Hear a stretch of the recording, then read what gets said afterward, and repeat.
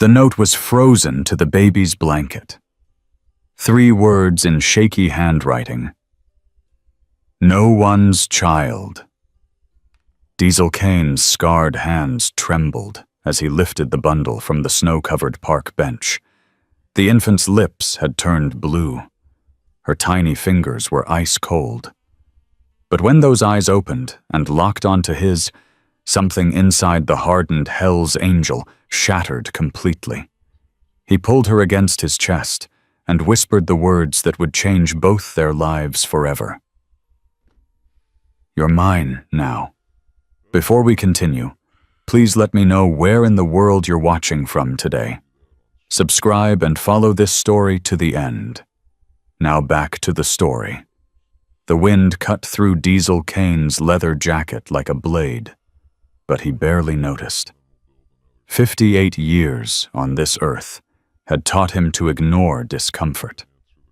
His Harley rumbled beneath him as he guided it along the empty path of Riverside Park, the same route he'd taken every night for the past 3 years. Night rides were his therapy, his escape.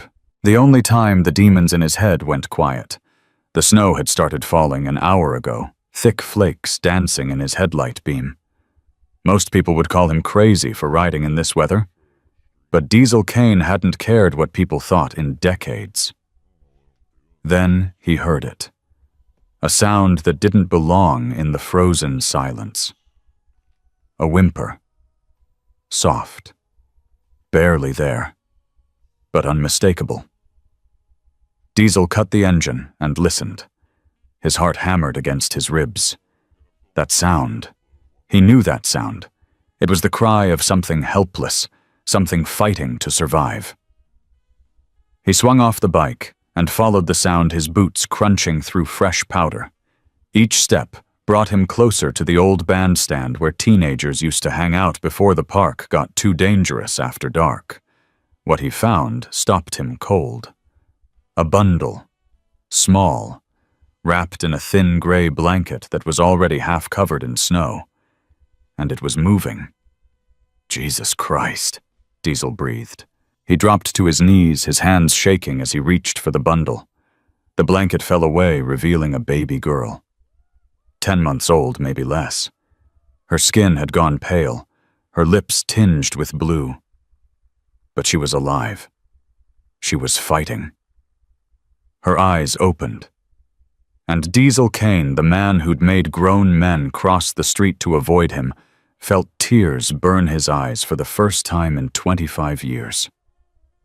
"Hey there, little one," he whispered, his voice cracking. "I got you. I got you now." That's when he saw the note. A piece of paper pinned to her blanket, the words written in desperate, shaky handwriting. No one's child. Something dark and fierce rose up in Diesel's chest. Anger. Pure, white-hot anger at whoever had done this.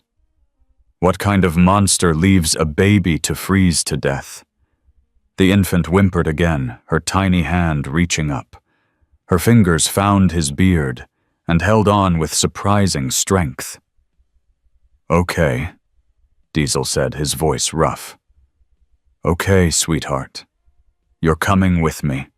He stripped off his leather jacket and wrapped it around her, creating a cocoon of warmth. She was so small against his broad chest, so fragile. He'd held engine parts heavier than this child, but nothing had ever felt more important. The ride back to his place took twice as long as usual. Diesel kept one arm pressed against the bundle at his chest, driving slower than he'd ever driven in his life. Every bump in the road made his heart stop. Every gust of wind made him curse under his breath. His apartment sat above Kane's Custom Cycles, the motorcycle shop he'd built from nothing over the past 15 years. It wasn't much. A living room cluttered with bike parts, a bedroom he barely used, a kitchen that mostly held beer and leftover pizza, not exactly a nursery. Diesel kicked the door open and carried the baby inside. The heat hit them like a wall, and he felt her stir against his chest. "That's better, isn't it?" he murmured, settling onto his worn leather couch. He unwrapped his jacket carefully, getting his first real look at her in the light. Dark hair, wispy and wild. Big brown eyes that seemed too old for such a young face. A small birthmark on her left wrist shaped like a crescent moon. Something about that birthmark nagged at him. Something familiar. But he pushed the thought aside. "All right, kid," he said, running a hand through his graying beard. "What the hell am I supposed to do with you?" The baby responded by grabbing his finger and squeezing. Hard. Diesel laughed. Actually laughed. The sound surprised him. He couldn't remember the last time he'd laughed. "Strong grip," he said. "I like that." She needed formula, diapers, warm clothes, things Diesel hadn't thought about in a quarter century, things he'd sworn he'd never think about again. Not after what happened with Rosie. The memory hit him like a punch to the gut.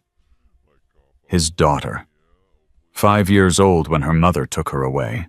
Jennifer had hired fancy lawyers painted Diesel as a monster. The court believed every word. He'd lost custody, lost visitation rights, lost everything. Last he heard, Rosie was married with kids of her own. She'd never tried to contact him. Maybe she believed the lies, too.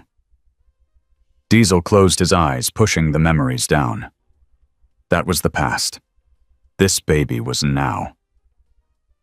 "I'm going to the store," he said, even though she couldn't understand. "Don't go anywhere." He tucked her into the corner of the couch, surrounded by cushions. She watched him with those serious eyes, her tiny fist still clutching his finger. "I'll be right back," he promised. "I swear to God, I'll be right back." The 24-hour pharmacy was mostly empty at 2 in the morning. Diesel grabbed a cart and started throwing things in. Formula, bottles, diapers, wipes, a pack of onesies with little flowers on them. The teenage cashier stared at him like he'd grown a second head. Diesel Kane, with his skull tattoos and leather vest, buying baby supplies. "Got a problem?" Diesel growled. The kid shook his head quickly. "No, sir. That'll be $67.43. Diesel paid and got out of there before anyone else could gawk at him. Back at the apartment, the baby was exactly where he'd left her. But she was crying now, soft little sobs that tore at something deep inside him. Hey, he said, scooping her up. "I'm here. Told you I'd be back."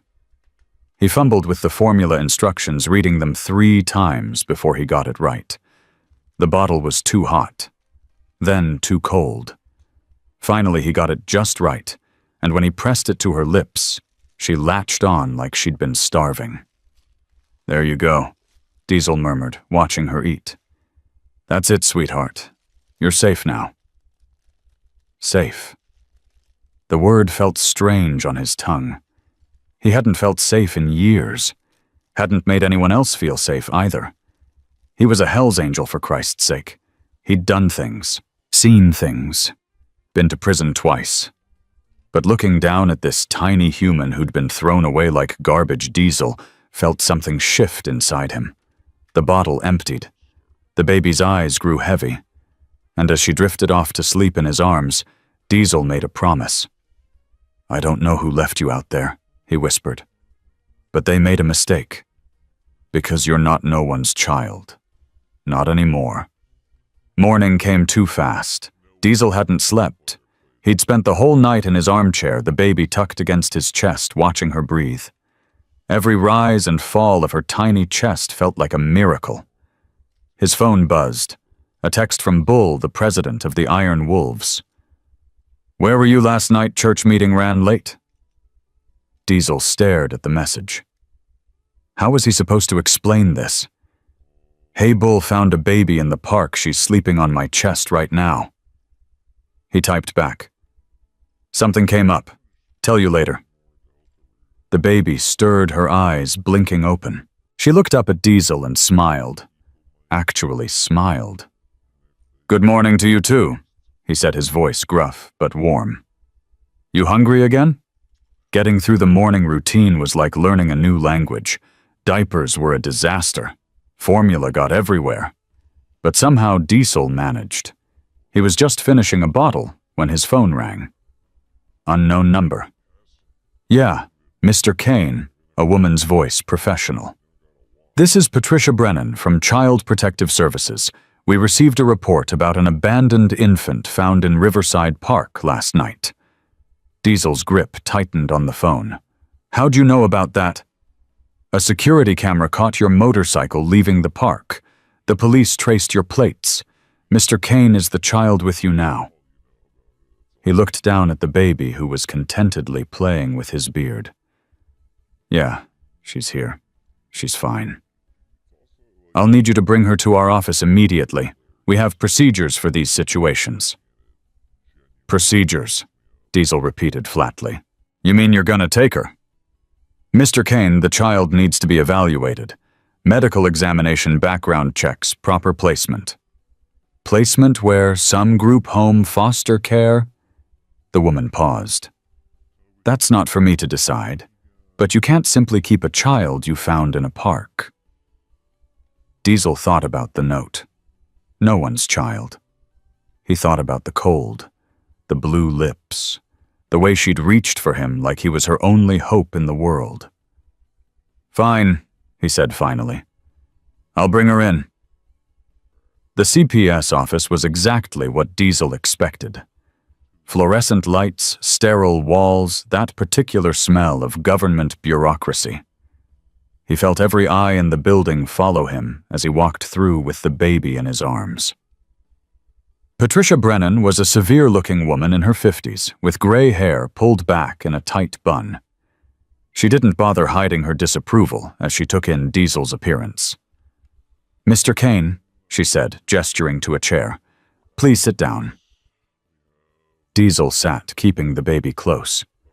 She'd fallen asleep during the ride, her small hand still clutching his shirt. "I'll need you to hand over the child." "Her name's not the child," Diesel said. "I've been calling her Emma." Patricia's eyebrow rose. "You've named her?" She needed something to be called. For a long moment, Patricia just stared at him. Then, unexpectedly, her expression softened. "Mr. Kane, do you have any idea who left this baby in the park?" "No, just found the note." "We'll need to run DNA tests, check missing persons reports. In the meantime, Emma will be placed in temporary foster care." Something in Diesel's chest clenched. "What if I want to keep her?" The words came out before he could stop them. Patricia's eyes widened. "Mr. Kane, fostering a child requires extensive background checks, home studies training courses, so start the process. You're a member of a motorcycle club with a criminal record." "I did my time. Been clean for 15 years. Patricia studied him for a long moment. Why would you want this responsibility?" Diesel looked down at Emma, still sleeping peacefully in his arms. He thought about the question. Really thought about it. "Because someone threw her away," he said quietly. "And I know what that feels like." Something flickered in Patricia's eyes. Understanding, maybe? Or pity? "I can't make any promises," she said. "But I'll start the paperwork for temporary emergency placement while we investigate. You'll need to submit to a home inspection, drug testing, and regular check-ins. Whatever it takes." "Mr. Kane." Patricia leaned forward. "If anything in your background suggests you're unsuitable, she will be removed immediately. Do you understand?" Diesel nodded. "I understand." He was signing the last of the forms when his phone buzzed again. This time it was a text from a number he didn't recognize. "I know you have her. Bring her to me or I'll destroy you." Diesel's blood went cold. He looked around the office, suddenly paranoid. Who else knew about Emma? Who was watching? His phone buzzed again. "She's not yours. She never will be." Diesel deleted both messages and pocketed his phone. His jaw was tight, his hands clenched into fists. Whoever this was, they'd made a mistake. Because Diesel Kane had spent his whole life fighting. Fighting for survival. Fighting for respect. Fighting against a world that wrote him off before he had a chance. This fight. This one. He would not lose. Emma stirred in his arms, making those soft sounds he was already learning to recognize. Hungry. Or maybe just wanting to be held. He adjusted her against his chest, feeling her settle. "Don't worry, sweetheart," he murmured. "I got you, and I'm not letting go." The ride back to his apartment felt different, longer, more dangerous. Diesel kept checking his mirrors, looking for anyone following. The threats on his phone played on repeat in his mind. Someone knew about Emma. Someone wanted her. But why? She was just a baby. An abandoned baby with nothing but a thin blanket and a note. Unless she wasn't. Unless there was something about Emma that Diesel didn't know yet. He pulled into the garage below his shop and cut the engine. The silence was deafening. "All right, kid," he said softly. "Time to figure out what the hell is going on." Inside his apartment looked different now. Smaller, more cluttered, not a place for a baby at all. Diesel looked at the motorcycle parts on his coffee table, the empty beer bottles by the sink, the worn leather furniture that had seen better days. This wasn't a home. This was a bachelor's cave. "We're gonna need to make some changes," he told Emma. "Big changes." She gurgled in response, grabbing at his beard again. His phone rang. Bull's number this time. "Yeah. Brother, I just heard from Tiny. You really found a baby in the park." Word traveled fast. "Yeah. I found her." "And you're keeping her?" Diesel hesitated. "I'm trying to." Bull was quiet for a moment. "Diesel, you know, I love you like a brother. But are you sure about this, a baby?" I know how it sounds." "Do you? Because it sounds insane." Diesel looked down at Emma, who had grabbed his finger again. That grip. That trust. "Maybe it is," he admitted. "But I can't let her go, Bull. I can't explain it. I just can't." Another pause. "Then I guess we better figure out how to baby-proof the clubhouse. Church meeting tomorrow night. Bring her." Diesel almost smiled. "You serious? Family's family, brother. Iron wolves don't abandon their own." The call ended, and Diesel felt something he hadn't felt in years. Hope. Maybe, just maybe, he wasn't in this alone. His phone buzzed one more time. Another text from the unknown number. "Tick-tock, Mr. Kane. The clock is running out." Diesel stared at the message, his jaw tight. Whoever this was, they had no idea who they were dealing with. Because Diesel Kane had nothing left to lose, and everything to protect.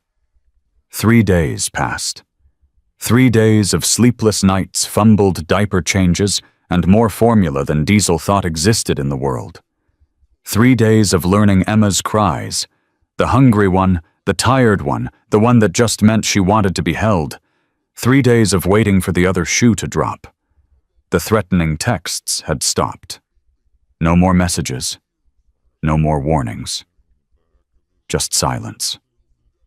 And somehow that was worse. Diesel was feeding Emma her morning bottle when his phone rang. Patricia Brennan's number. "Mr. Kane, I need you to come to the office. Immediately." His stomach dropped. "What's wrong? Is something wrong with the paperwork?" "Just come in.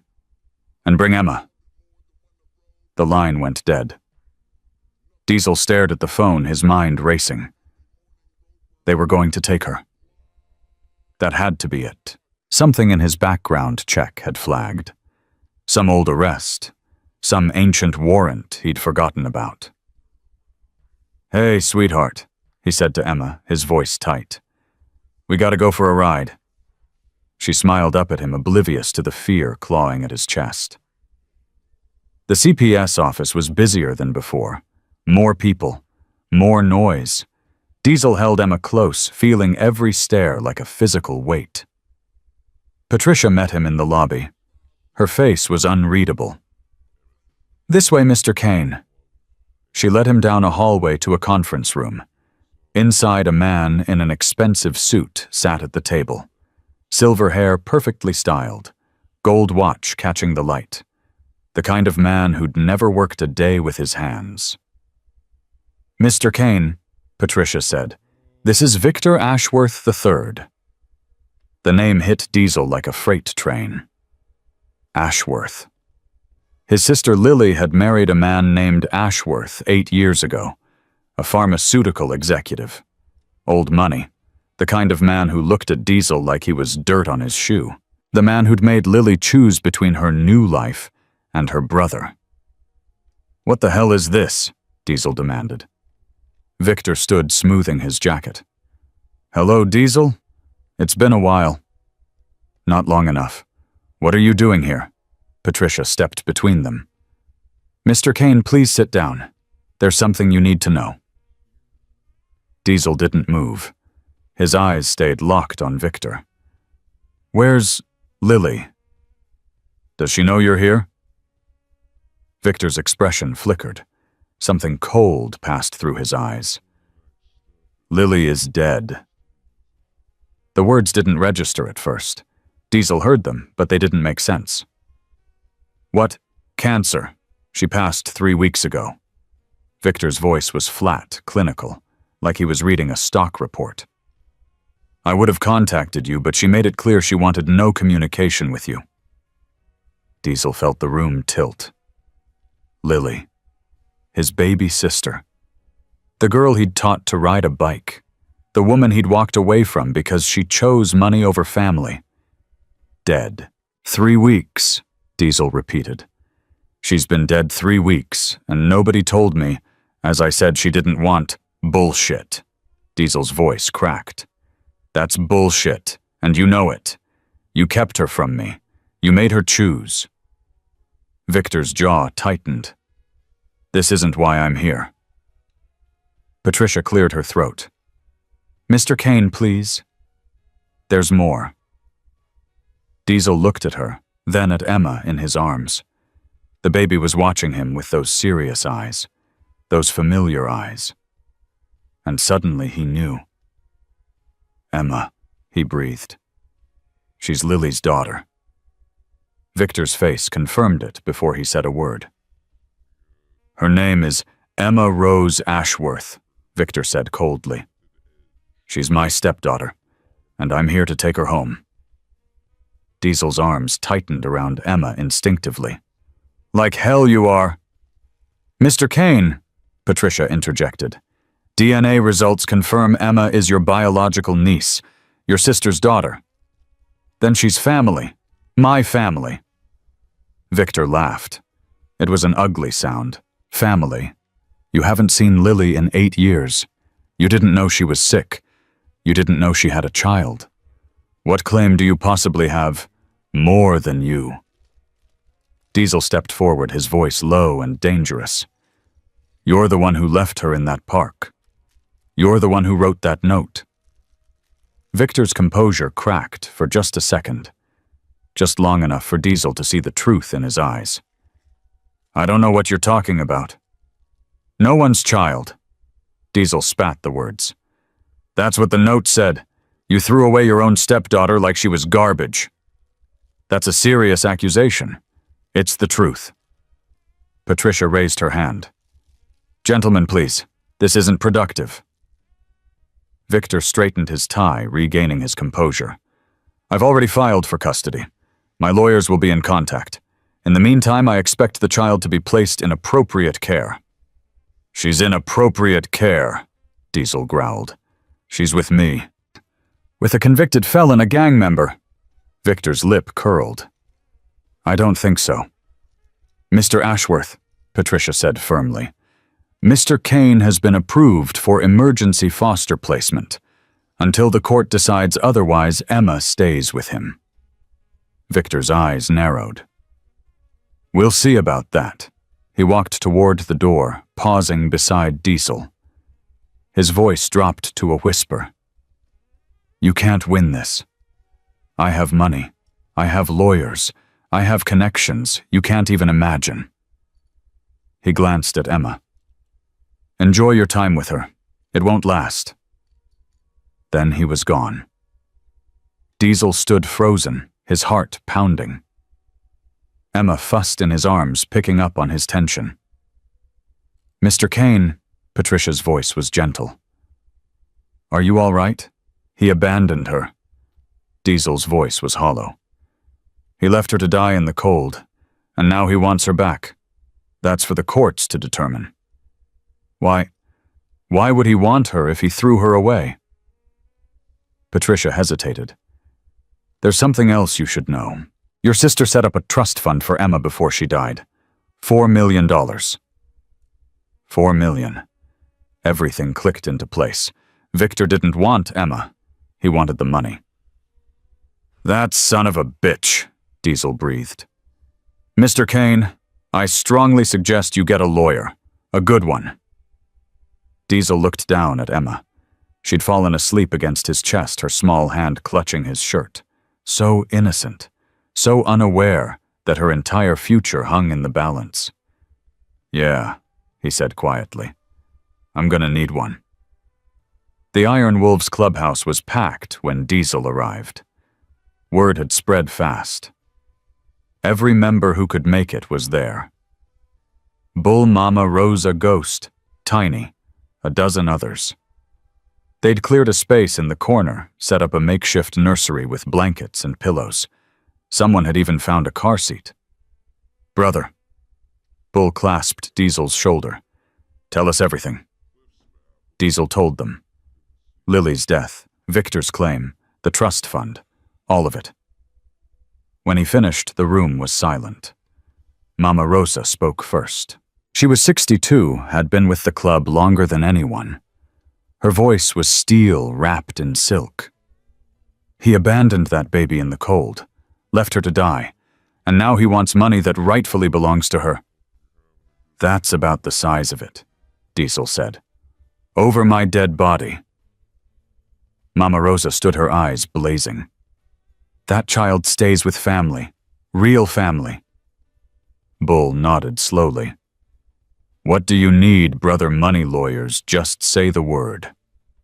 I need a lawyer who won't run scared when they hear Victor Ashworth's name. Ghost, who rarely spoke, cleared his throat. I know someone. Maya Chen, family law specialist. Takes pro bono cases for people who can't afford fancy firms. You trust her? She helped my cousin keep her kids after her ex tried to pull the same rich guy bullshit. She doesn't back down. Diesel felt a spark of hope. Get me her number. That night, Diesel sat in his armchair with Emma sleeping on his chest. The apartment was quiet. Too quiet. His phone buzzed. Another unknown number. He almost didn't look. But something made him check. Your sister wanted you to have her. Don't let Victor win. Diesel's breath caught. He typed back quickly. Who is this? The response came immediately. Someone who knows the truth. Victor killed Lily. Not with his hands. With neglect. With cruelty. She was trying to leave him when she got sick. He made sure she never got the chance. Diesel's hands shook. How do I know you're telling the truth? Check her medical records. Ask why she was denied treatment for 6 months. Ask why Victor had power of attorney over her healthcare decisions. Another message followed. Lily loved you. She never stopped. Victor intercepted every letter she tried to send. He destroyed every phone she used to call you. She died thinking you'd abandoned her. Diesel's eyes burned. His chest felt like it was caving in. "Who are you?" "A friend. That's all you need to know. Fight for Emma. Fight for your sister. Don't let him win." The messages stopped. Diesel sat in the darkness, tears streaming down his face. Lily, his baby sister. She'd tried to reach him. She'd never given up on him. And Victor had stolen that. Stolen her letters. Stolen her calls. Stolen her last chance to reconnect with the only family she had left. Emma stirred, making soft sounds in her sleep. Diesel pulled her closer, his jaw set with determination. "I'm gonna get him," he whispered. "For you, for your mama. I'm gonna make him pay for everything." The next morning, Diesel called Maya Chen. "Mr. Kane," she said after he explained the situation. "This is going to be an uphill battle. Victor Ashworth has resources most people can only dream of. I don't care about resources. I care about keeping my niece safe. Then we start building our case immediately. I'll need everything: your background, your living situation, character references. We need to prove you can provide a stable, loving home. Whatever it takes." "There's something else." Maya's voice dropped. "I did some preliminary research on Victor Ashworth. His company is under federal investigation for Medicare fraud. Nothing public yet, but if that investigation goes south, his financial stability becomes a liability." Diesel felt a grim satisfaction. So he's not as untouchable as he thinks. No one is. But Mr. Kane, I need you to understand something. Custody battles get ugly. He's going to dig up every mistake you've ever made, every arrest, every bad decision. Are you prepared for that? Diesel thought about his past, the fights, the prison time, the years of running from his own demons. "Yeah," he said finally. "I'm prepared, because none of that matters anymore. The only thing that matters is Emma." Maya was quiet for a moment. "Then let's get to work." 2 days later, Diesel found himself standing outside Victor Ashworth's mansion. He hadn't planned to come. But something had drawn him here. Some need to look his enemy in the eye. Victor answered the door himself. No surprise, no alarm, just that cold, calculating smile. "Diesel, I wondered when you'd show up. We need to talk." "Do we?" Victor stepped aside, gesturing inside. "By all means." The house was everything Diesel expected. Marble floors, crystal chandeliers, art on the walls that probably cost more than his entire shop. And empty. Cold. Nothing that said a child had ever lived here. "Nice place," Diesel said flatly. "Must get lonely." Victor poured himself a drink from a crystal decanter. "I didn't invite you here to discuss my interior decorating." "No, you invited me because you think you can buy me off." Victor's smile widened. "Clever. How much? Excuse me? How much to make you disappear? 500,000, a million." Victor swirled his drink. "Everyone has a price, Diesel, even self-righteous bikers with savior complexes." Diesel felt his hands clench into fists. "My sister, did you love her even a little?" Victor's expression flickered. "Lily was useful for a time." "Useful. She came from nothing, married into everything. She should have been grateful." "She was dying." Diesel's voice cracked. "She was dying and you denied her treatment." Victor's eyes went cold. "I don't know what you're talking about."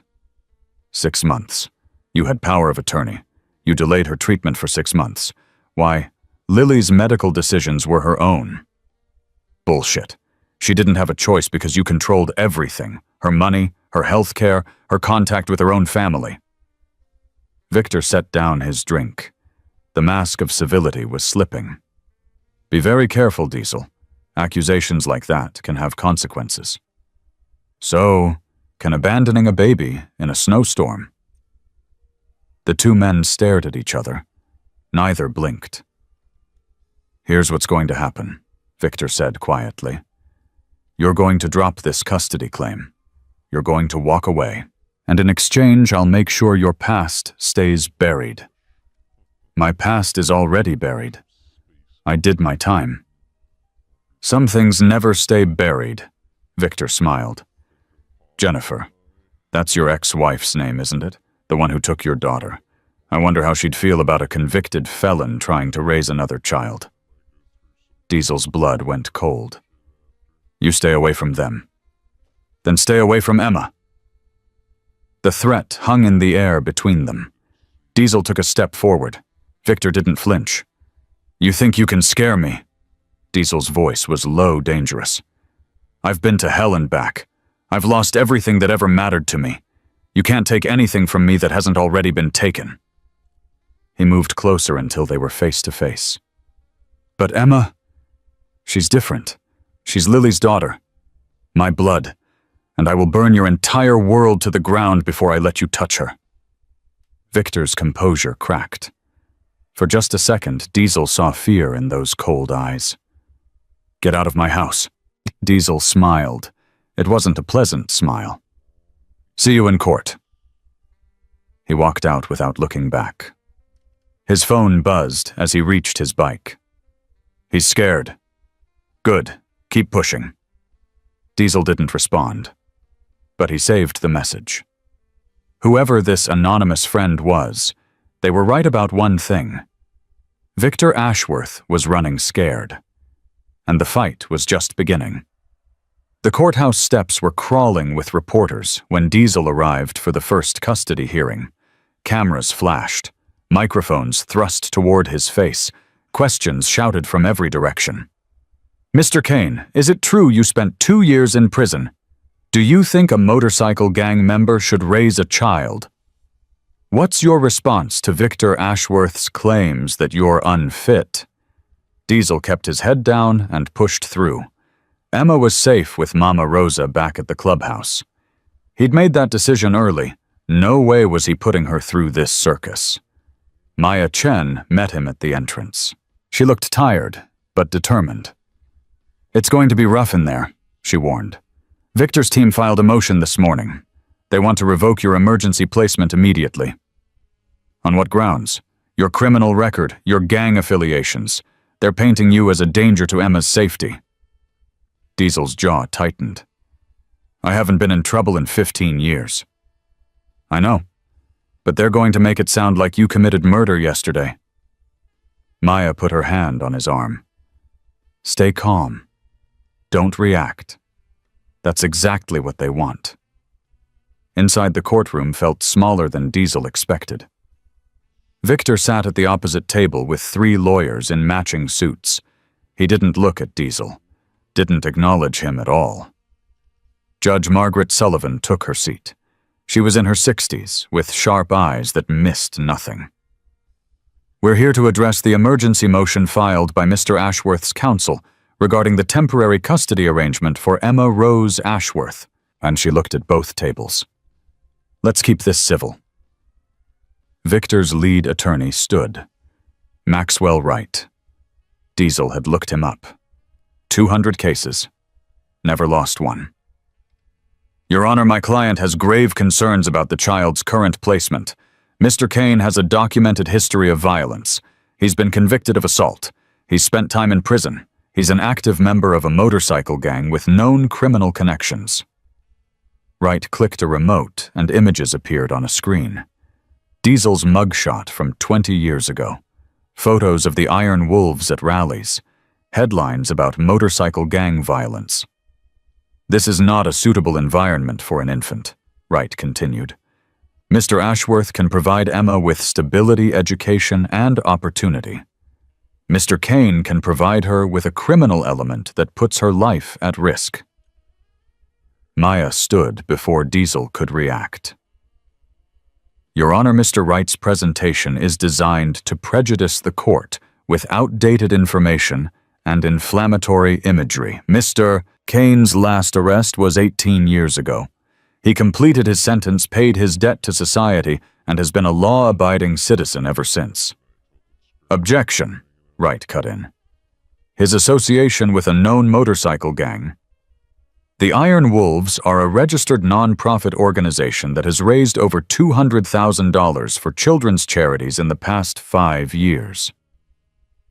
Maya pulled out her own documents. Mr. Kane personally funds a program that provides winter clothing to homeless veterans. He's been a positive presence in his community for nearly 2 decades. Judge Sullivan held up her hand. Mr. Wright is the Iron Wolves organization currently under any criminal investigation. Wright hesitated. Not at this time, Your Honor. Then I'll ask you to stick to relevant facts. She turned to Maya. Continue. Maya nodded. Your Honor, Mr. Kane found Emma abandoned in a park, left to freeze to death. He saved her life. Since then, he has provided consistent, loving care. The caseworker's reports confirm that Emma is thriving in his custody. And yet, Wright interrupted. Mr. Kane has no experience raising children, no stable income, no proper living arrangement for an infant. He owns his own business. He's converted his living space to accommodate Emma's needs. And as for experience, Maya paused. Every parent starts somewhere. Judge Sullivan studied both sides. I'm not prepared to make a final decision today. However, I see no immediate grounds to revoke Mr. Kane's emergency placement. She looked directly at Diesel. Mr. Kane, this court will be watching closely. Any misstep will be taken seriously. I understand, Your Honor. Next hearing is scheduled for 3 weeks from today. We'll review the home study report and hear from additional witnesses at that time. The gavel came down. First battle over. But the war had just begun. Diesel was loading Emma into his truck that evening when he noticed the van, black, unmarked, parked across the street from his shop. He'd seen it before. Yesterday. And the day before that. Mama Rosa, he said into his phone. I need you to take Emma for a few hours. What's wrong? Maybe nothing, maybe something. Just keep her safe. 20 minutes later, Emma was secure at the clubhouse, and Diesel was back at his shop. The van was still there. He walked straight toward it. The window rolled down. A man inside. 40s. Crew cut. The look of someone who'd seen combat. Mr. Kane, the man said calmly. We should talk. Who are you? Name's Mitchell. I work for Mr. Ashworth. Security. Something like that. Mitchell held up his hands. I'm not here to cause trouble. Just delivering a message. I don't want his messages. You might want this one.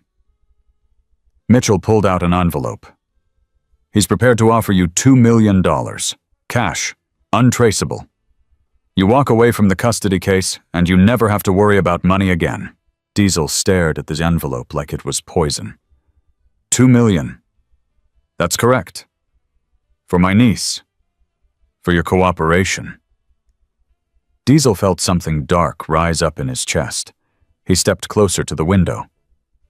Tell your boss something for me. I'm listening. Tell him I've got nothing. Never had nothing. Never needed nothing. Diesel's voice dropped to a growl. But that little girl, she's not nothing. She's everything. And he can take his $2 million and choke on it. Mitchell's expression didn't change. He said you'd say that. Then why bother asking, because now I can tell him I tried the easy way. Mitchell started the van's engine. What comes next won't be easy, Mr. Kane. For anyone. The van pulled away. Diesel stood alone, his heart pounding. What comes next? The threats had been vague before. Now they felt specific. Personal. Dangerous. He called Bull. We need to increase security at the clubhouse. Eyes on Emma at all times.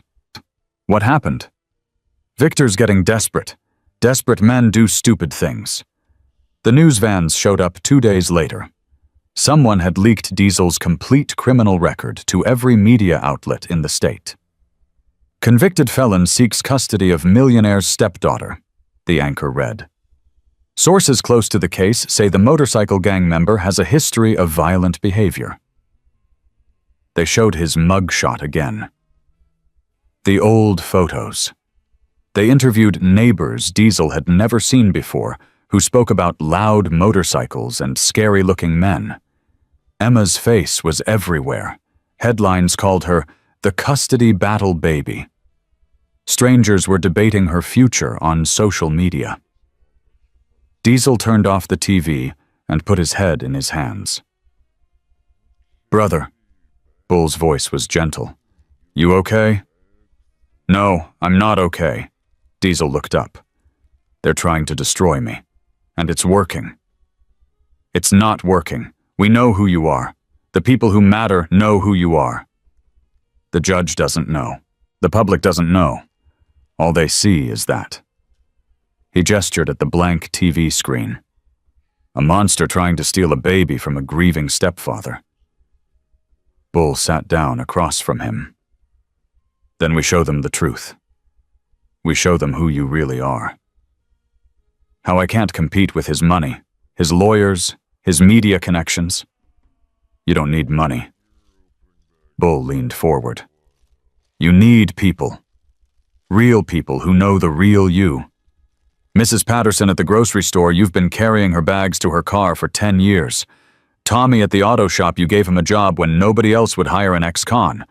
The Rodriguez family, you rebuilt their kitchen after the fire and never took a dime." Diesel shook his head. "That's not who the world sees." "Then we make them see it." Bull stood up. "Maya needs character witnesses. We're going to give her an army." The next 2 weeks were a blur. Maya collected statements from everyone who'd ever seen Diesel's good side. The grocery store owner, the veterans he'd helped, families he'd supported without ever asking for recognition. Emma grew more attached every day.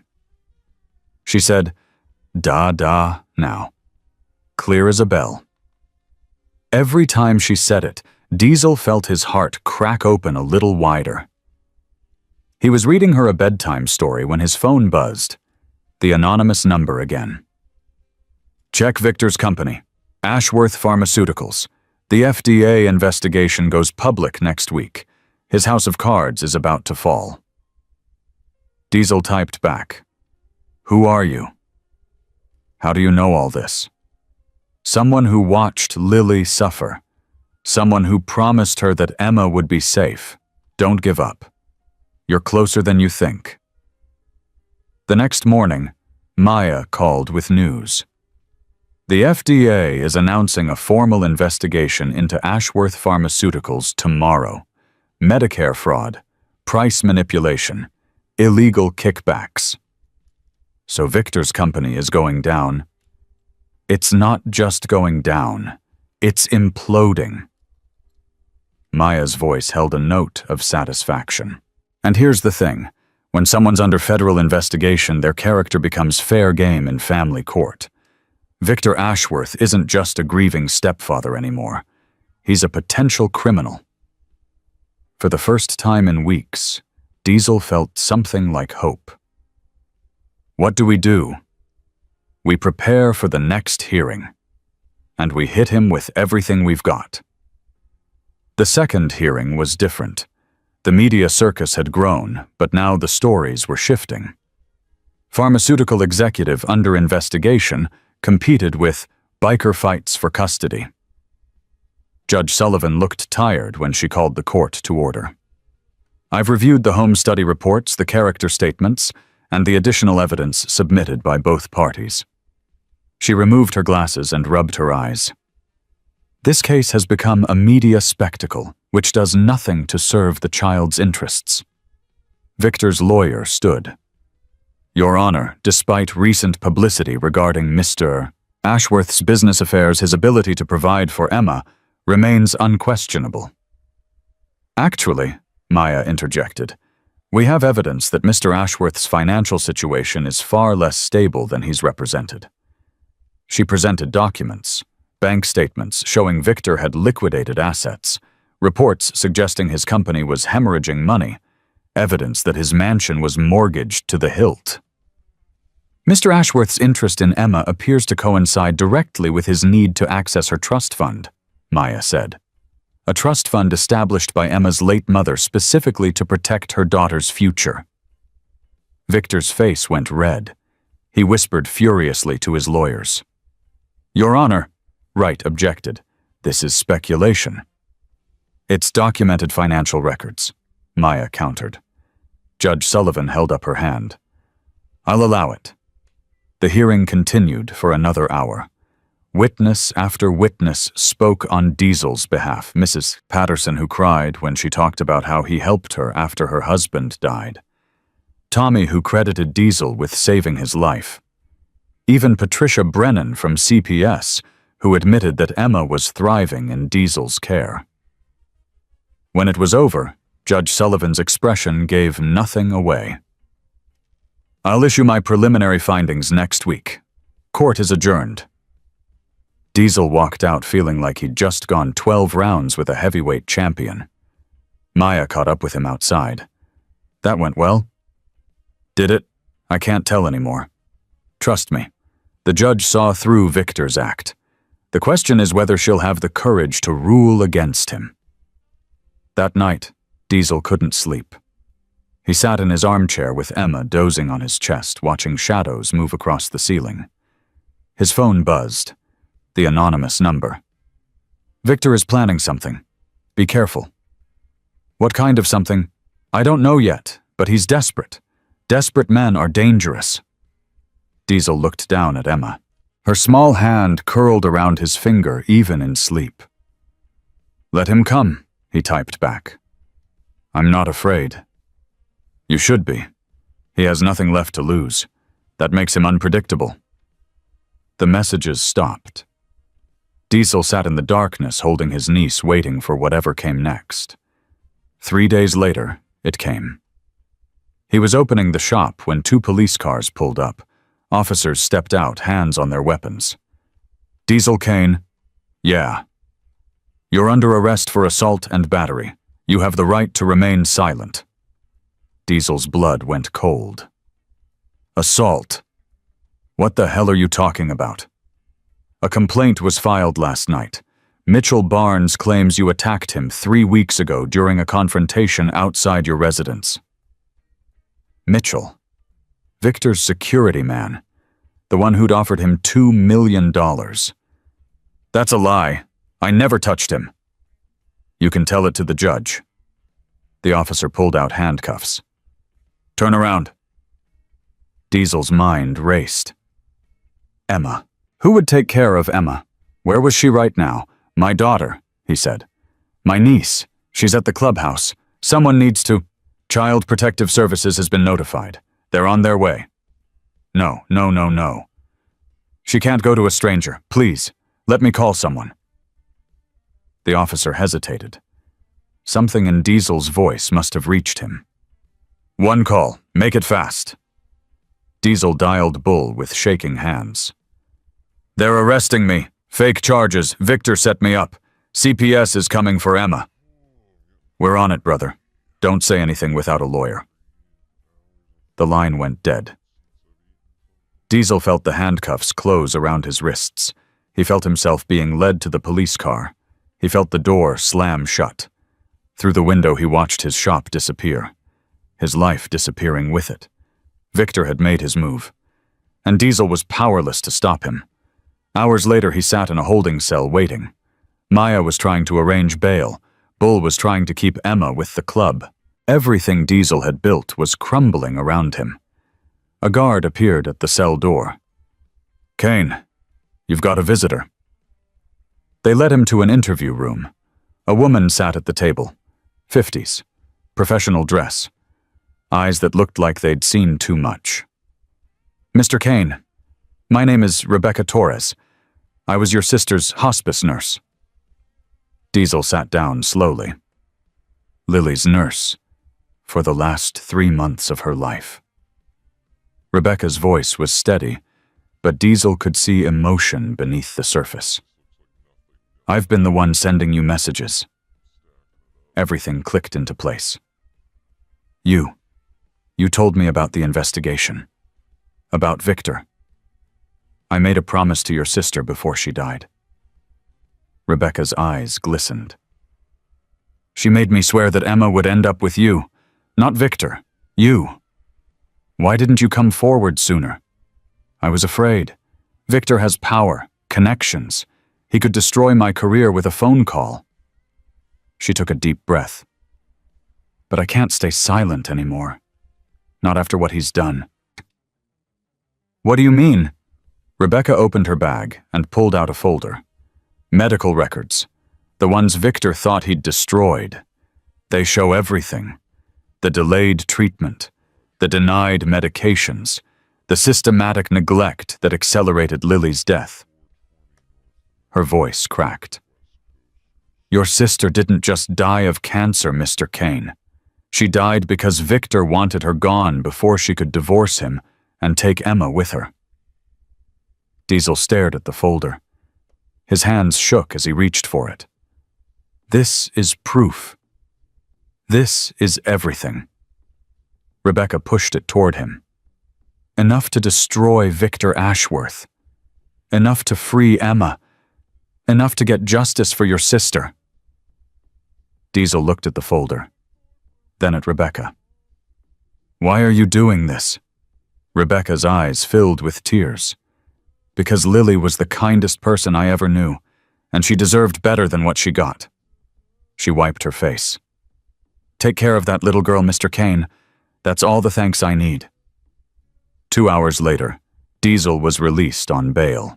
The assault charges were already falling apart. Maya had found security footage showing Mitchell leaving their confrontation completely unharmed. But that wasn't what mattered anymore. What mattered was the folder in his hands. The truth about Lily. And the weapon that would finally bring Victor Ashworth down. Maya spread the medical records across her desk, her face growing paler with each page she turned. This is worse than I imagined, she said quietly. Much worse. Diesel sat across from her, Emma, sleeping in his arms. He'd barely let her out of his sight since getting out of jail. Every moment away from her felt like a knife in his chest. Tell me. Maya picked up one of the documents. Lily was diagnosed with stage 2 breast cancer 14 months ago. Highly treatable at that stage. Survival rate over 90% with proper intervention. But she didn't get proper intervention. No, she didn't. Maya's voice hardened. According to these records, Victor delayed her initial treatment by claiming they needed second opinions, then third opinions. By the time she finally started chemotherapy, the cancer had spread to her lymph nodes. Diesel felt sick. He let her get worse on purpose. It gets darker. Maya pulled out another file. 6 months before she died, Lily filed for divorce. Did you know that? No. The filing was withdrawn 3 days later, right after Victor obtained emergency power of attorney over her medical decisions. Maya looked up. She was too sick to fight him by then. He had complete control. Diesel's hands clenched into fists. Emma stirred, but didn't wake. Why would he do that? The trust fund. If Lily divorced him, she would have taken Emma and the money with her. But if she died while still married... Maya shook her head. As her surviving spouse and Emma's stepfather, Victor, would have a claim to manage Emma's inheritance. $4 million. He killed her for money. We can't prove he killed her, but we can prove he neglected her, deliberately delayed her treatment, used his power of attorney to deny her medications. Maya gathered the papers. This is enough to destroy his custody case, maybe enough to open a criminal investigation. Diesel looked down at Emma, his sister's daughter, the last piece of Lily left in this world. When's the next hearing? Tomorrow morning. Maya stood. And Victor doesn't know we have any of this. The element of surprise is on our side. Good. Diesel's voice was cold. Let's bury him. That night, Diesel couldn't sleep. He sat in his armchair with Emma in her crib beside him, watching her breathe. His phone buzzed. Bull. "Brother, how you holding up?" "I'm fine." "Liar." Bull's voice was gruff but kind. "You haven't slept in 3 days. I can hear it in your voice." Diesel rubbed his eyes. "Tomorrow ends this. One way or another." "You got what you need to take him down?" "Yeah, we got it." "Then why do you sound like a man about to face a firing squad?" Diesel was quiet for a long moment. "Because I keep thinking about Lily. About all the years I wasted being angry at her. All the years I thought she chose him over me. That wasn't her choice. You know that now." "I know. But it doesn't change anything." Diesel's voice cracked. "She died thinking I abandoned her bull. She spent her last months alone with that monster, and I wasn't there. You're here now, for Emma. That's what matters." "Is it enough?" Bull paused. "It has to be, because that's all any of us can do. Show up, fight, hope it's enough." Emma made a soft sound in her sleep. Diesel reached into her crib and let her tiny hand wrap around his finger. "I'll call you after the hearing. We'll be there. All of us. Outside the courthouse. You don't have to. Family doesn't have to do anything, brother. We choose to. Get some sleep." The line went dead. Diesel leaned back in his chair, still holding Emma's hand. Sleep never came. The courthouse was packed. News crews lined the steps. Reporters shouted questions. Cameras flashed from every direction. But Diesel barely noticed. His focus was entirely on the doors ahead. Maya walked beside him, the folder of evidence clutched against her chest like a weapon. "Remember," she said quietly. "Stay calm. Let me do the talking. When I present the medical records, Victor is going to lose it. Don't engage with him. Don't give the judge any reason to doubt you." "Understood." They pushed through the crowd and into the building. Victor was already inside. He sat at his table with his army of lawyers looking smug and confident. He glanced at Diesel as he entered, and that cold smile spread across his face. He doesn't know, Diesel thought. He has no idea what's coming. Judge Sullivan entered, and everyone rose. "This court is now in session. We're here for the final custody hearing regarding Emma Rose Ashworth." She looked at both tables. "I trust both parties are prepared to present their final arguments." Maxwell Wright stood first. "Your Honor, my client has demonstrated his commitment to Emma's welfare throughout these proceedings. Despite the baseless attacks on his character, Victor Ashworth remains the most suitable guardian for his late wife's daughter." "Baseless attacks?" Maya rose smoothly. "Your Honor, we have evidence that directly contradicts Mr. Ashworth's claims of being a caring stepfather." Wright's smile faltered. "What evidence?" Maya opened the folder. "Medical records from Lily Ashworth's final months, records that Mr. Ashworth believed had been destroyed."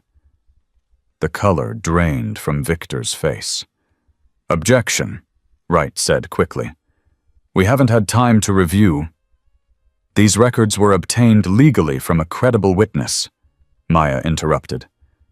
"A witness who will testify to their authenticity." And Judge Sullivan held up her hand. "I'll allow it. Continue, Ms. Chen." Maya approached the bench, laying out the documents one by one.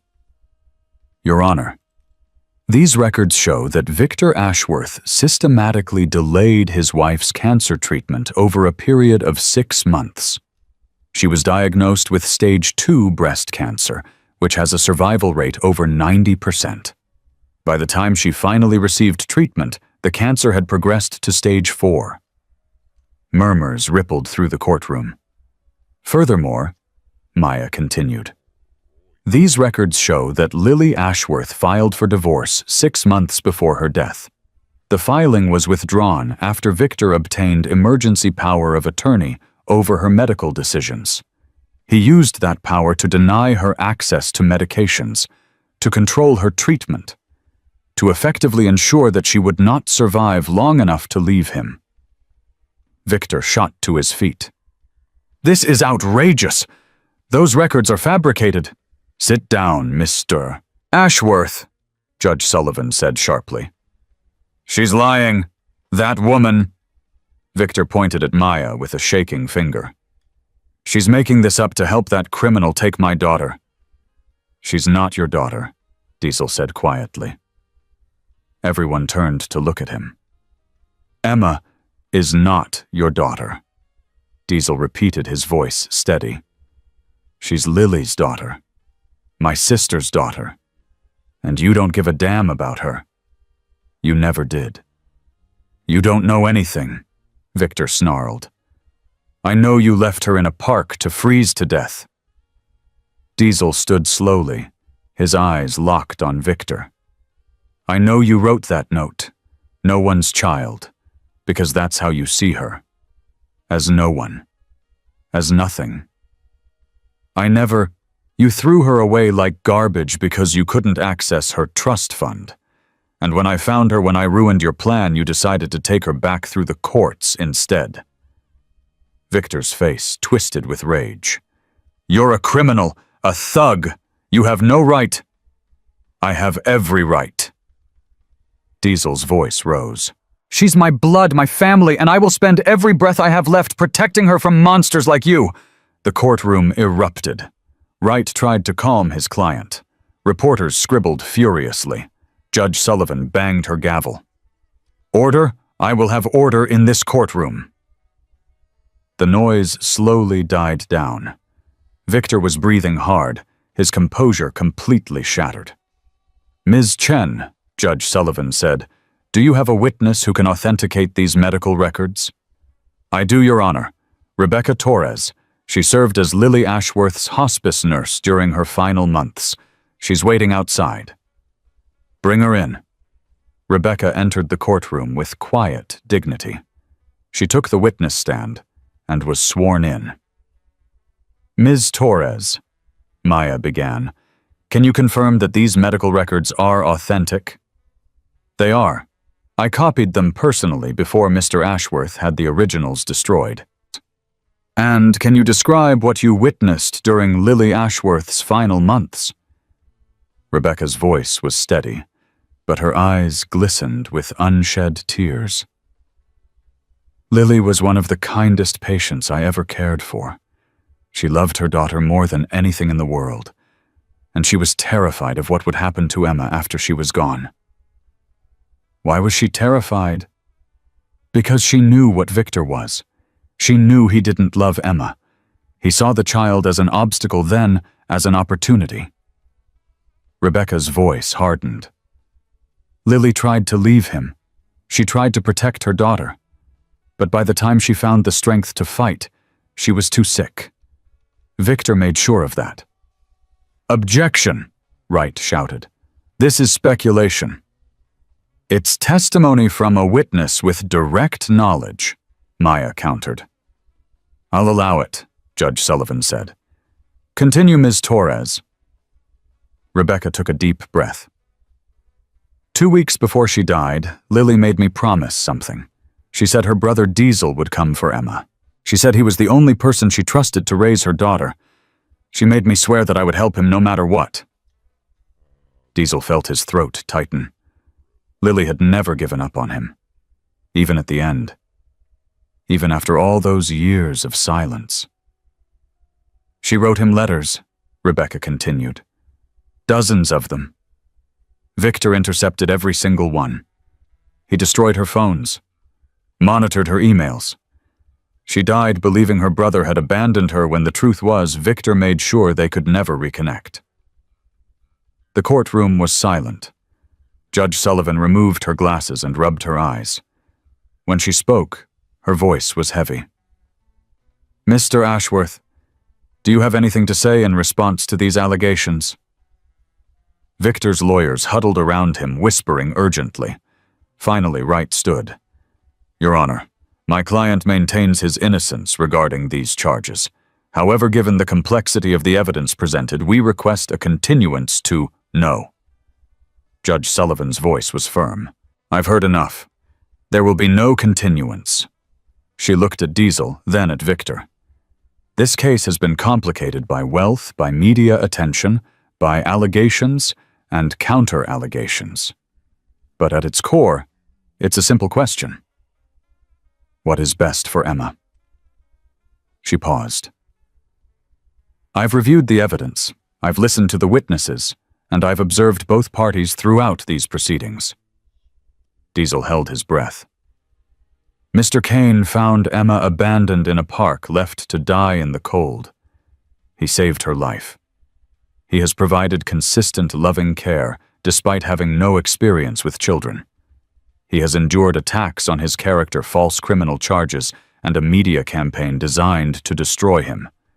Through all of it, his commitment to Emma has never wavered. She turned to Victor. Mr. Ashworth, on the other hand, has demonstrated a troubling pattern of behavior. The evidence suggests he delayed his wife's medical treatment, controlled her access to family, and potentially abandoned Emma when she became inconvenient to his financial interests. Victor's face had gone gray. Furthermore, I've observed how Emma responds to both parties. Children are remarkably perceptive. They know who loves them and who doesn't. Judge Sullivan straightened her papers. It is therefore the ruling of this court that full custody of Emma Rose Ashworth be granted to her biological uncle, Diesel Kane. The words hit Diesel like a physical force. He couldn't breathe, couldn't move. Additionally, Judge Sullivan continued, I am referring the medical evidence to the District Attorney's Office for further investigation, and I am issuing a restraining order prohibiting Victor Ashworth from any contact with Emma until such investigation is complete. The gavel came down. This court is adjourned. Chaos erupted. Reporters rushed for the doors. Victor's lawyers argued among themselves. Somewhere someone was crying. Diesel just sat there stunned. Maya grabbed his arm. You won! Diesel, you won! The words finally penetrated. He won. Emma was his. His vision blurred with tears he didn't try to hide. I need to see her, he said, his voice cracking. I need to see my daughter. Outside the courthouse, the iron wolves were waiting. Bull Mama Rosa Ghost, all of them. And in Mama Rosa's arms, reaching for Diesel with both hands, was Emma. Dada, she cried. Dada! Diesel took her from Mama Rosa and held her against his chest. He buried his face in her soft hair and let the tears come. I got you, sweetheart, he whispered. I got you, and I'm never letting go. Emma patted his cheek with her small hand, giggling. Dada happy. Diesel laughed through his tears. Yeah, baby, Dada's happy. Bull clapped him on the shoulder. You did it, brother. You really did it. We did it, Diesel said, looking around at his family. All of us. Mama Rosa wiped her eyes. Lily would be so proud, so proud.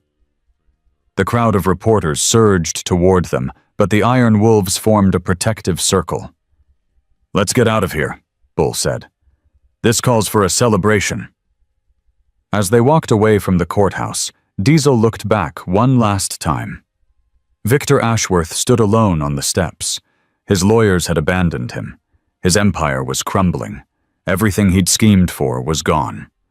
Their eyes met. Diesel didn't gloat, didn't smile. He just held Emma a little tighter and turned away. Victor Ashworth was the past. Emma was the future. And for the first time in 25 years, Diesel Kane felt like he had something worth living for. That night he sat in his armchair with Emma sleeping on his chest. The apartment was quiet. The world was quiet. His phone buzzed. One last message from an unknown number. You did it. Lily is at peace now. Thank you. Diesel typed back. Thank you. For everything. Take care of that little girl. She's lucky to have you. I'm the lucky one. The messages stopped. Diesel set down his phone and looked at Emma. His niece. His daughter. His whole world. We made it, sweetheart, he whispered. We finally made it. Emma sighed in her sleep, her small hand curling around his finger. And Diesel Kane, the man who'd spent his whole life running from love, finally let it catch him. 2 years had passed since the courtroom victory, and Diesel Kane barely recognized his own life anymore. The apartment above Kane's custom cycles had transformed completely. Safety gates blocked the stairs. Colorful toys filled corners that once held motorcycle parts. A small pink bicycle with training wheels sat next to his Harley in the garage. And Emma. God, Emma had grown. 3 years old now, with her mother's dark hair and her uncle's stubborn spirit. She talked constantly, asked questions about everything, and had wrapped the entire Iron Wolves motorcycle club around her tiny finger. Daddy, watch me. Diesel looked up from his coffee. Emma stood on the couch, preparing to jump onto a pile of cushions she'd arranged on the floor. Careful, sweetheart. She launched herself with a shriek of joy, landing safely in the cushion pile and dissolving into giggles. Did you see? I saw. Diesel couldn't help but smile. You're going to be a stunt rider someday. I want to ride your motorcycle. When you're older. How much older? A lot older. Emma pouted, but her attention quickly shifted to something else. That was how it was with her. Constant motion, endless energy, a whirlwind of life that had completely transformed a lonely old biker into something he never expected to be. A father. The doorbell rang. Diesel checked the security camera, a habit he'd never broken after Victor's threats, and saw Bull standing outside. Uncle Bull! Emma shrieked, racing for the door. Diesel opened it, and Emma launched herself at Bull's legs. The massive biker caught her, easily swinging her up onto his shoulders. There's my favorite little lady, you getting bigger every time I see you. Daddy says I can't ride the motorcycle until I'm older. Your daddy's right. But you know what, you can ride the merry-go-round at the park. Can we go? Daddy, can we go? Diesel looked at Bull, who shrugged. Mama Rosa's already there with the others. We thought you might want some fresh air. Fresh air was code for something else. Diesel could see it in Bull's eyes. What's going on? Nothing bad. Just news. Come to the park. We'll talk there. The park was the same one where everything had started. Diesel still got a chill every time he passed the old bandstand, but today it was filled with laughter and sunshine. Mama Rosa sat on a bench watching as several club members pushed kids on the swings. Over the past 2 years, the Iron Wolves had become something more than a motorcycle club. They'd become a family, a community. There he is, Mama Rosa stood, and pulled Diesel into a fierce hug. And there's my beautiful girl. Emma ran to join the other children at the swings, leaving the adults to talk. All right, Diesel said, looking at Bull.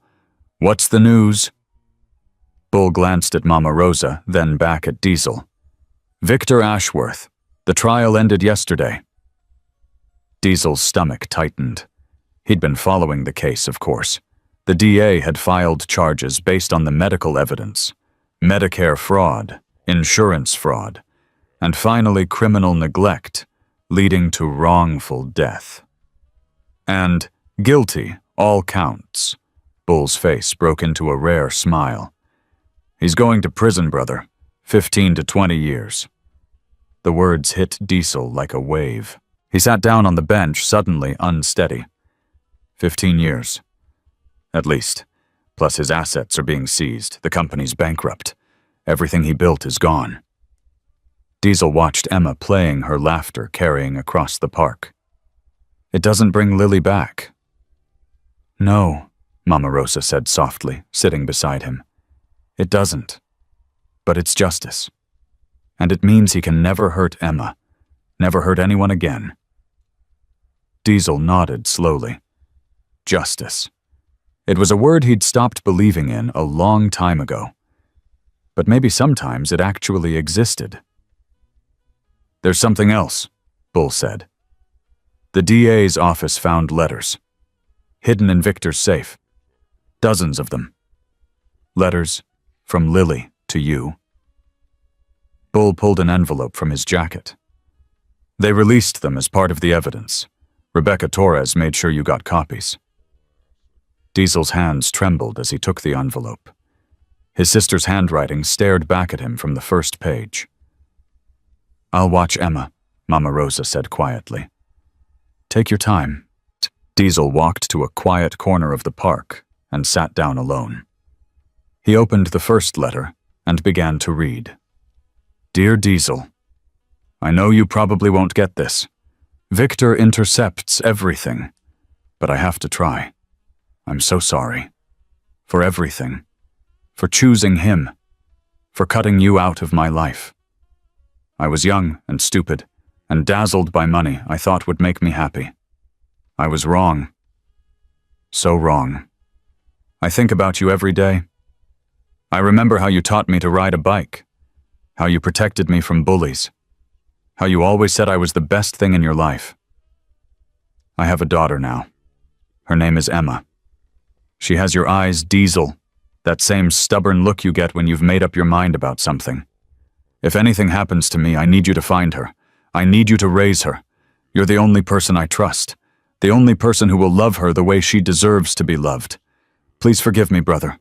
Please don't give up on us. I love you. I always have. Your sister Lily Diesel read every letter. Some were hopeful, some were desperate. The last one, written just days before she died, was barely legible. He's going to destroy everything. But I believe in you. I believe you'll save our girl. Tell Emma I loved her. Tell her about me. The good parts. I'll be watching Diesel. I'll always be watching. Goodbye, brother. Diesel sat with the letters for a long time. He let himself cry. Let himself grieve. Let himself feel all the things he'd been pushing down for years. When he finally looked up, Emma was standing in front of him. Daddy, why are you sad? He wiped his eyes quickly. I'm not sad, sweetheart. I'm just remembering someone. Who? Diesel pulled her onto his lap. Your mommy. I was reading letters she wrote to me. Emma's eyes went wide. Mommy wrote letters? Yeah. She wrote me lots of letters. She told me how much she loved you. Can you read them to me? Diesel looked at the stack of pages. Some were too painful, too adult. But some. Someday, I'll read them all to you. But right now I can tell you what she said. What did she say? Diesel held her close. She said you were the best thing that ever happened to her. She said you have my eyes. And she said she would always be watching over you no matter what. Emma thought about this. Is she watching now? Diesel looked up at the sky, feeling something he couldn't explain. Yeah, baby, I think she is.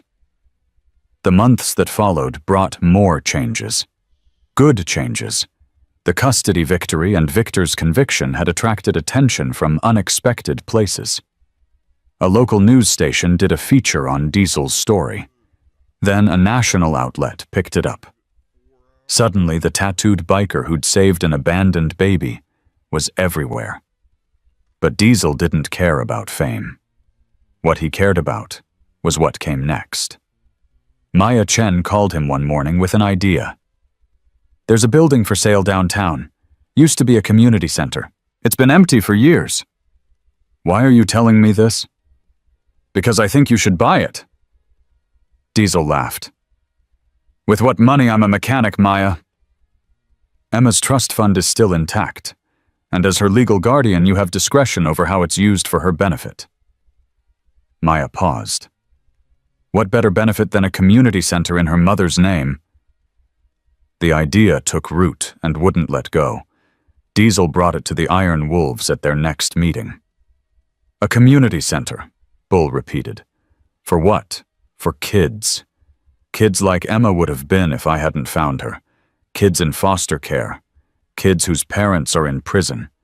Kids who got nobody looking out for them. The room was quiet. We could do after-school programs, Diesel continued.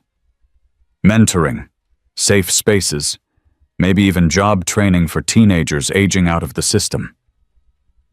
Ghost, who rarely spoke, cleared his throat. What would you call it? Diesel didn't hesitate. Lily's house. Mama Rosa's eyes filled with tears. Your sister would be so proud. I know. Diesel's voice was thick. That's why I want to do it. Bull stood up and walked over to Diesel. For a moment, they just looked at each other. Then Bull pulled him into a crushing hug. Count us in, brother. Every last one of us. Lily's house opened 6 months later. The ribbon-cutting ceremony drew a crowd that spilled onto the sidewalk. Diesel stood at the entrance, Emma holding his hand, surrounded by the Iron Wolves and dozens of community members who'd helped make it happen. Speech! Someone shouted. Diesel shook his head. He'd never been good with words. But Emma tugged at his hand. Daddy, say something. He took a deep breath and looked out at the crowd. 2 years ago, I found a baby in a park. She'd been thrown away, left to die in the cold. The note on her blanket said, "No one's child." He looked down at Emma, who was watching him with those serious eyes. That note was wrong. She wasn't no one's child. She was my sister's daughter, my niece, my family. His voice strengthened. And now she's my daughter, in every way that matters. The crowd murmured approval. This place is named for her mother, my sister Lily, a woman who never gave up on the people she loved, even when the world gave up on her. Diesel's throat tightened.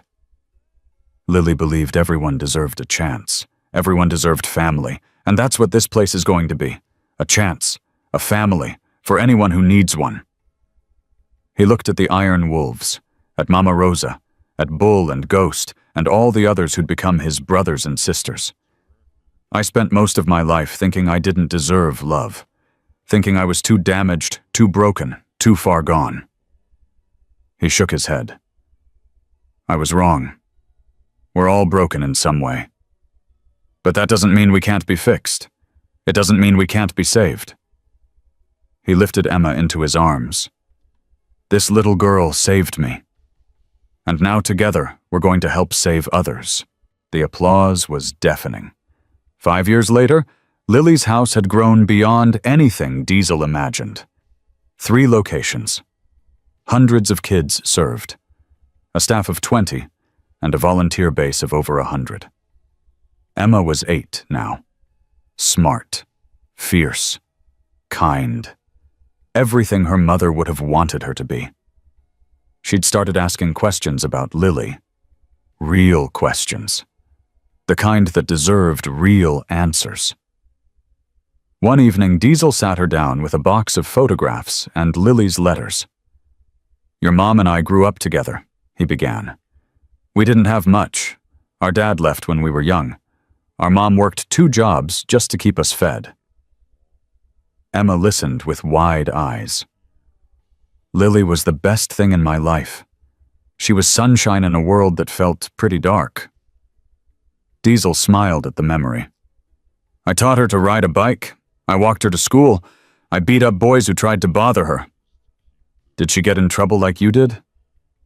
Diesel laughed. No, baby, she was the good one. Smart, got scholarships, made something of herself. His smile faded. Then she met Victor. The bad man. Yeah, the bad man. Diesel chose his words carefully. He made her choose between her new life and her old one. I thought she chose him. I thought she didn't want me anymore. But that wasn't true. No, it wasn't. Diesel pulled out the letters. She tried to reach me. For years. He stopped her every time. She never forgot about me. And she never stopped loving you. Emma touched one of the letters gently. Why did she have to die? The question cut deep, even after all these years.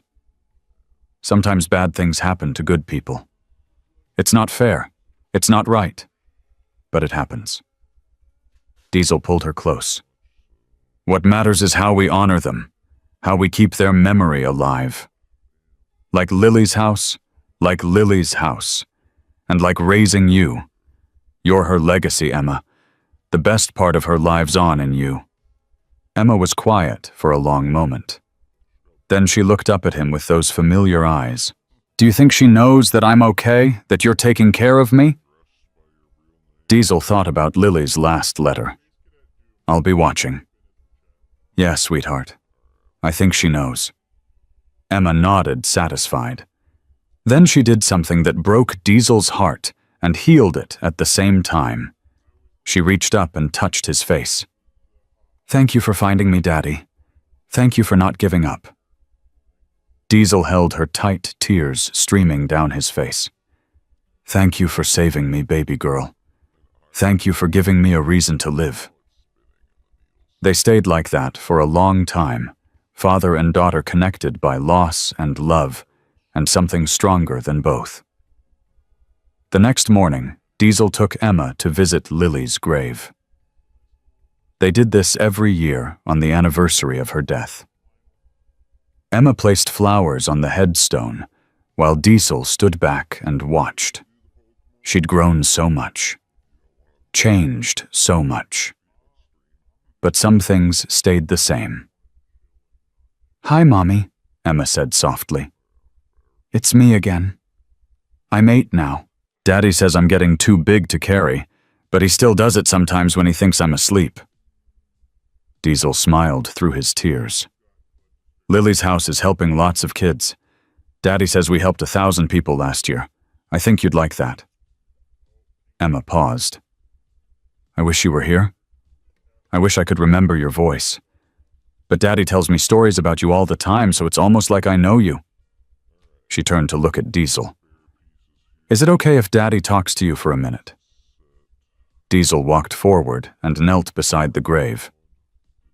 Emma stepped back to give him space. Hey, Lily, he said quietly. It's been another year. Emma's doing great.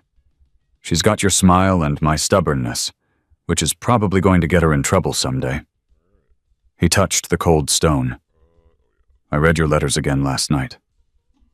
All of them. I don't know if you can hear me wherever you are, but I need you to know something. His voice cracked. I forgive you. For everything. Not that there's anything to forgive. You did what you had to do. You survived the best way you knew how, and in the end you trusted me with the most important thing in your life. He looked back at Emma, who was picking wildflowers nearby. I won't let you down, Lily. I promise. She's going to grow up knowing she's loved. She's going to know about you. The real you. The sister I remember. He stood up slowly, his knees protesting after all these years. Rest easy, little sister. We're okay. We're finally okay. Emma ran back to him, a handful of wildflowers clutched in her fist. These are for the car, she announced, so Mommy's flowers can come home with us. Diesel took her hand and smiled. That's a perfect idea, sweetheart. They walked back to the truck together, leaving flowers on the grave and taking love with them. Some stories end with a victory, others end with a lesson. This one ended with something simpler. A man who thought he was nothing, finding everything. A child who was thrown away, becoming treasured. A family built not from blood or obligation, but from choice. And a promise kept through darkness and doubt and years of struggle that love would always win. Diesel Kane strapped Emma into her car seat and climbed behind the wheel. She was already chattering about what she wanted for lunch, about her friend at school, about whether she could have a puppy. He smiled and started the engine. The road stretched out ahead of them, full of possibilities. And Diesel Kane, the man who'd spent 58 years running from love, finally understood that he'd been running in the wrong direction all along. Home wasn't a place, it was a person, a small hand in his, a voice saying, "Daddy," a reason to wake up every morning and try to be better. Emma caught him looking at her in the rearview mirror. "What, Daddy?" "Nothing, sweetheart." He turned back to the road, his heart full to bursting. Just grateful. For what? Diesel thought about the park. The cold. The note that said, "No one's child." And he thought about everything that had come after. "For you," he said simply. "For everything." Emma smiled, that sunshine smile that reminded him so much of Lily. "I love you, Daddy." "I love you too, baby girl, more than you'll ever know." They drove home together, father and daughter, two hearts that had found each other against all odds. And somewhere watching over them both, Lily smiled. Because this was always the plan. This was always the way it was supposed to end. Not with loss, not with pain, but with love. Always with love. I hope you enjoyed this story. Please share your favorite part and where in the world you're watching from. Have a beautiful day.